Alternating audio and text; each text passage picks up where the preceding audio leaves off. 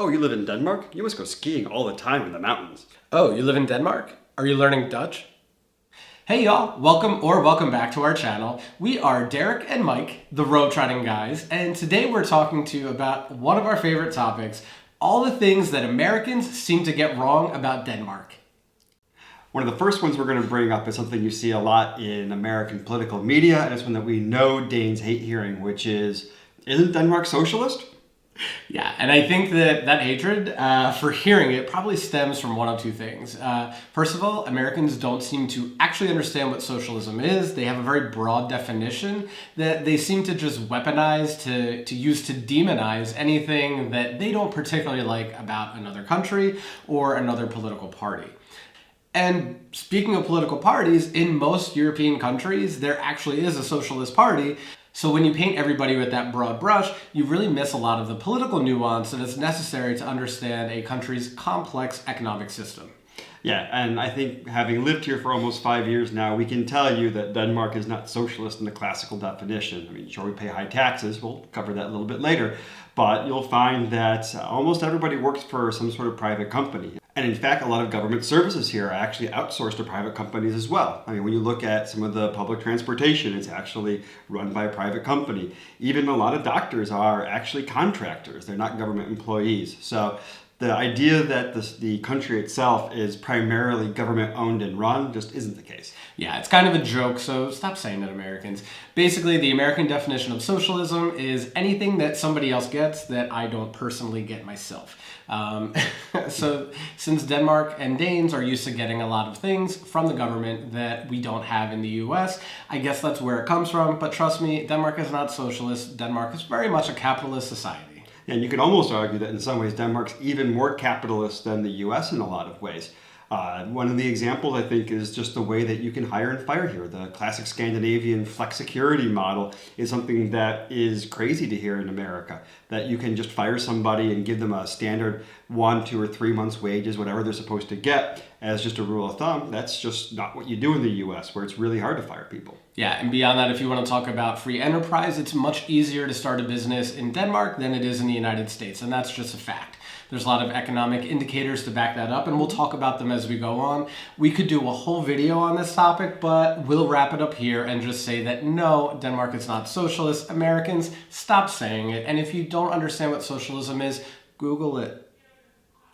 Now, our second topic, which we hear a lot about Denmark and is completely false, is that Danes enjoy a $22 minimum wage. And guess what, America? That's just not true. Yeah, in fact, it's actually a fight that's going on here in Europe because the European Union is trying to require a minimum wage in every single country. Denmark doesn't actually have one. The minimum wage that you hear about is generally driven by unions that have driven to have minimum standards that are expected in each industry. So that's why when you read that people at McDonald's get paid $22 an hour, that ain't a government wage. That's something that's been negotiated with the unions and McDonald's and other fast food companies. Yeah, so again, this is something that in American media, the narrative around Denmark's minimum wage gets distorted and really gets used to push different sides of the political aisle and their narrative. But in truth, there's no minimum wage in Denmark. So knock it off, America. Now, a third thing that Americans just don't get right about Denmark, and it actually was a surprise to us as well, is in Denmark, there's no birthright citizenship. Now, for our European viewers, that sounds completely sensible because in Europe generally, and honestly most of the world, you get your citizenship based on the lineage of your parents, not necessarily where you were born. Yeah, so in some ways, in Denmark, you inherit a passport and not necessarily a nationality. And what we mean by that is a little tricky for Americans, and even for us, it was very hard for us to wrap our heads around. In America, you are a citizen the second that you're born in America, and you can take that with you then for the rest of your life. In Denmark, not so much. If us or some of our friends that are non-Danes were to have a baby in Denmark, that baby would not be Danish. It would inherit the passport of its parents. And what's funny is that we actually know some people where the opposite is true, that they spent some time back in the States, happen to have one or more of their kids there, and so they actually have a kid that's an American citizen, even though they've only gone to Disney World since they were born. Yeah, and the opposite can also be true, where we know some couples who come from elsewhere in the EU and they do not have Danish passports and haven't converted to becoming Danish citizens. They have children here who were born in Denmark, only speak Danish, have a CPR number, all of the things that come along with being a Dane, but because nobody in the family has ever gone all the way through the citizenship process, they are not Danish. They are citizens of another country. Even the kids who were born here only speak Danish, have only ever lived in Denmark, and for most Americans, that's a crazy concept. It's crazy to us, honestly. Just, it's not what we're used to. Now, another thing that a lot of Americans don't understand about Denmark, or that you hear a lot of Americans say falsely, is that Denmark is a homogeneous society. And usually you hear this one when Americans are trying to explain why America can't have a strong welfare state just like Denmark. They like to say that's easy for Danes because it's a very homogeneous society, which is basically a way of saying if everybody's the same and everybody is a white ethnic Danish person, that's the only way that they can have some kind of community feeling or some kind of social welfare state. That's basically the excuse for it in America, but it's not actually the case. In fact, in Denmark, 12.5% of people living in Denmark were born elsewhere. In the U.S., it's 15%. So U.S., the country of immigrants, doesn't have that much higher of a foreign-born rate than Denmark does today. I think what's interesting on this, too, when you look at these numbers, there's a lot of countries that actually have a much higher foreign-born rate than the U.S. does. You look at countries like Germany and Canada and Sweden, there's actually a lot more foreign-born people in those countries than in the U.S., the classic country of immigrants. Yeah, so again, this gets brought up about Denmark politically in the U.S., and it's usually to push some narrative that actually doesn't hold any water when you look at the numbers. Now, another classic trope that you hear from Americans that they don't understand about Denmark is in Denmark you have a welfare state, so nobody works and everything's for free, right? Yeah, wouldn't that be nice? Yes, and sadly that's not the case here. People do actually work. In fact, there is a higher workforce participation rate in Denmark than in the United States. That's right. 83% of eligible Danes are members of the workforce, and the participation rate in America is only 77%. So clearly, they're doing something right because there's a great welfare state in Denmark, and people are still going to work every day. Yeah, and along the way, you still have to pay for things here in Denmark. I think we've mentioned this in other videos before, but if you want to buy medicine, it's not fully free. You have a copay to pay. And additionally, the other services like daycare in particular that you do have to pay a fee for as well if you have a kid in daycare. Though I have to say, it's a lot cheaper than what, say, your brother and sister-in-law pay for daycare in the States.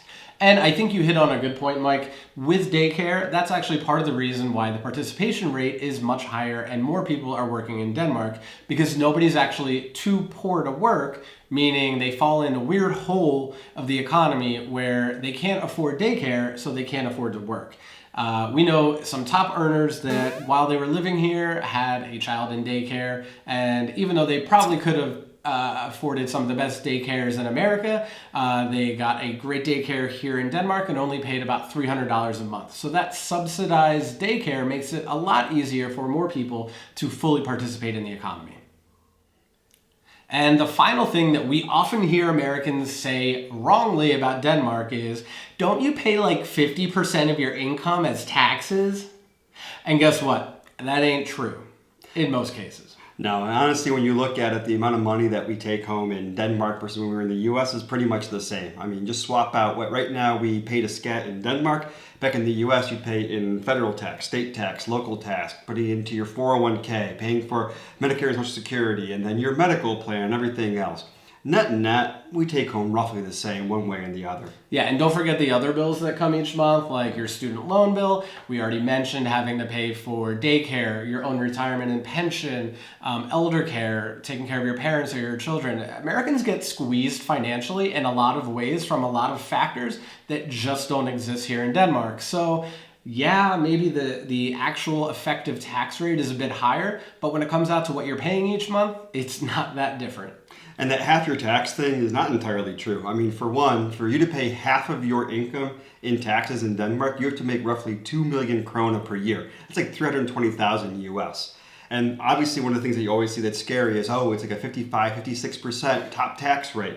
Well, one, it's a marginal tax rate, and it only jumps in at like 580,000 Danish. That's like 92,000 US. It's a pretty high wage, honestly. And it's only everything above that that you have tax at that kind of rate.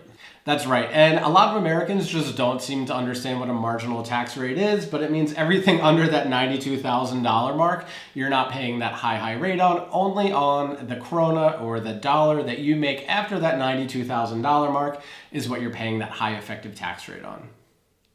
All right, so these are our 6 myths that we hear Americans say about Denmark. I'm sure there's other ones that you can think of as well, so be sure to put them in the comments. Yeah, and if you actually want to see us talk a little bit more about this, you can subscribe to our Patreon, where we're going to have bonus videos about all the topics that we cover, and you can join that opening on November 15th. So pay attention to our channel for more details on that. And before that comes, you can still like and subscribe here. So make sure you tell us that you enjoyed the video. Give us a comment below for anything that you think we missed or got wrong. And we look forward to doing this every single week. Hi. Bye-bye, guys.